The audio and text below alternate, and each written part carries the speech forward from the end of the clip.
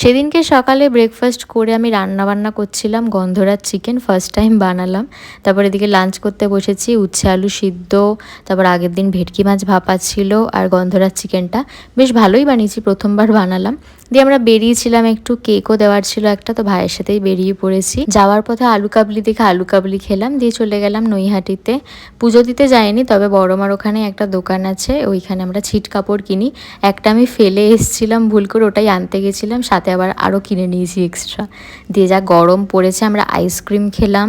তারপর যাচ্ছিলাম কাকিনাড়ার উদ্দেশ্যে। অনেকদিন ধরেই শুনেছিলাম কাকিনাড়া স্টেশনে একটা পিৎজার দোকান আছে, খুব ভালো বানায়, তাই ভাবলাম ফেরার পথে একটু খেয়েই নেব। আর এটা একদম সত্যি কথা, মানে দাম আন্দাজে সত্যি খুব ভালো বানিয়েছিল পিৎজাটা।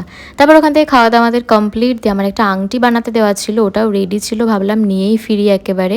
তো এটা আবার ছোট হয়েছিল, ওটাকে আবার বড় করাতে হলো। তারপর আবার জামা ঠামাগুলোও বানাতে দিয়ে জিন্নারও কিছু কেনার ছিল, কিনে বাড়ি চলে এলাম। তারপর আমি আর মা যে কে ড্রামাটা দেখছিলাম, ওটাই আবার দেখা শুরু করলাম। দিয়ে রাতে ডিনার করে নিলাম রুটি আর গন্ধরাজ চিকেন।